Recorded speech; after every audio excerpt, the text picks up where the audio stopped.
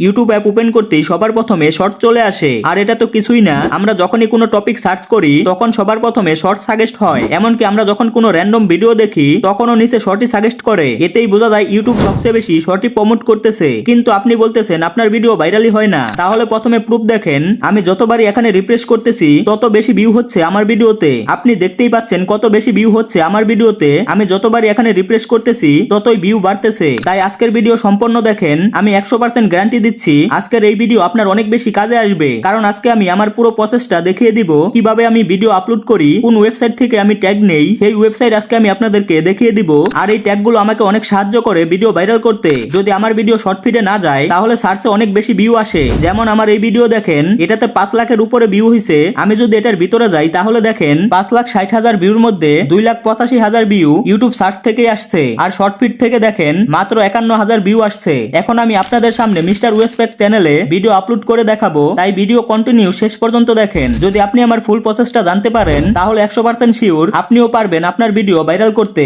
কখনো Chrome browser বা YT studio দিয়ে শর্ট আপলোড করবেন না। আপনার মোবাইলে অবশ্যই ইউটিউবের অ্যাপ রয়েছে। ইউটিউব অ্যাপের ভিতরে গিয়ে এই প্লাস আইকনে ক্লিক করবেন। এরপরে এখানে ভিডিও শর্ট লাইভ পোস্ট এই 4টা অপশন আছে। আপনি যেহেতু শর্ট আপলোড করবেন তাই শর্ট অপশনে ক্লিক করবেন। এরপরে অ্যাডে ক্লিক করবেন।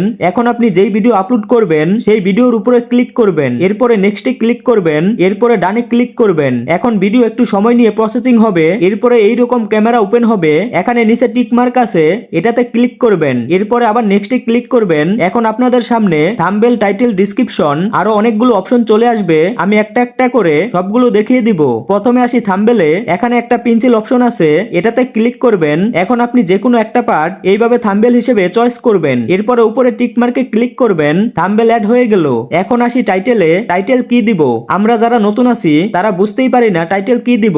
অনেক বড় টাইটেল অনেকগুলো হ্যাশট্যাগ দিয়ে ভিডিও আপলোড করে দেন, যার কারণে আপনার ভিডিওতে 100-200 ভিউ হয়ে পরে আর ভিউ হয় না। আপনার ভিডিও যেই টপিকের উপরে সেই টপিক টাইটেলে লিখে দিবেন। এরপরে টাইটেল একটা বা দুইটা হ্যাশট্যাগ ব্যবহার করবেন, যেমন শর্ট ভিডিও। এরপরে ভিজিবিলিটিতে ক্লিক করে আনলিস্টেড করে দিবেন। এরপরে অডিয়েন্সে ক্লিক করে no it's not made for kid করে দিবেন। এরপরে শর্ট রিমিক্সে ক্লিক করে অ্যালাউ ভিডিও এন্ড অডিও রিমিক্সে রাখবেন। এরপরে আপলোড শর্টে ক্লিক করে ভিডিও আপলোড করে দিবেন। ভিডিও আপলোড হওয়া শুরু হয়ে গেছে। ভিডিও আপলোড হওয়ার পরে আরো কিছু সেটিং আছে, সবগুলো আজকে দেখিয়ে দিব। তো বন্ধুরা দেখেন, আমি 3টা ভিডিও আনলিস্টেড করে আপলোড করেছি। এখন আমি এই 3টা আপনাদের সামনে পাবলিক করব এবং 3টার মধ্যেই অনেক ভালো ভিউ আসবে। তো ভিডিও পাবলিক করার জন্য আপনারা মোবাইলের ইউটিউব স্টুডিওতে চলে যাবেন। এখানে দেখতেই পাচ্ছেন আমি যেই 3টা ভিডিও আনলিস্টেড করে আপলোড করছিলাম সেই 3টা এখানে দেখা যাচ্ছে। তো এখন আমি যেই ভিডিও পাবলিক করব ওই ভিডিওর উপরে ক্লিক করব। এখন দেখেন উপরে একটা পেন্সিল অপশন আছে, এই পেন্সিল অপশনে ক্লিক করতে হবে।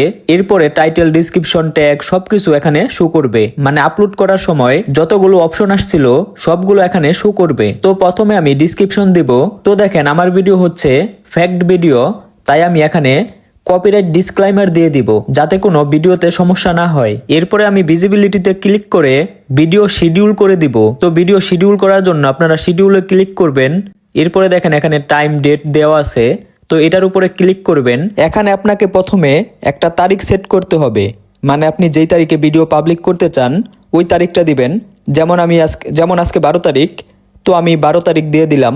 12 তারিখ দুপুর 2টায় আমি ভিডিও পাবলিক করব। এর জন্য আমি সময় দিয়ে দিলাম কয়টা? দুপুর 2টা।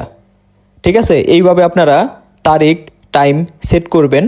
এরপরে ওকেতে ক্লিক করে ব্যাক বাটনে ক্লিক করে ভিডিও সেভ করে দিবেন। এখন আপনাদের মনে প্রশ্ন, ভাই ট্যাগ তো লাগাইলেন না? তো আমি আপনাদেরকে বলি, যারা আমার মতো এইরকম চায়না ফ্যাক্ট ভিডিও তৈরি করেন তারা কখনোই ভিডিওতে ট্যাগ দিবেন না। কারণ এইরকম শর্ট ভিডিওতে যদি আপনি ট্যাগ ব্যবহার করেন তাহলে আপনার ভিডিও শর্ট ফিডে যাবে না। আমি আমার কোনো ভিডিওতেই ট্যাগ ব্যবহার করি না, কিন্তু এখন যেই চ্যানেলে আপনি ভিডিও দেখতেছেন এই চ্যানেলের প্রত্যেকটা ভিডিওতে ট্যাগ ব্যবহার করি, কারণ এইসব চ্যানেলের ভিডিও মানুষ সার্চ করে দেখে। কিন্তু চায়না ফ্যাক্ট ভিডিও কখনো কেউ সার্চ করে দেখে না। যদি ট্যাগ ব্যবহার করেন তাহলে ভিডিও কখনো শর্ট ফিডে যাবে না। দেখেন আমি যেই ভিডিও আপনাদের সামনে আপলোড করলাম সেটার মধ্যে একদিনে 48K ভিউ হয়েছে।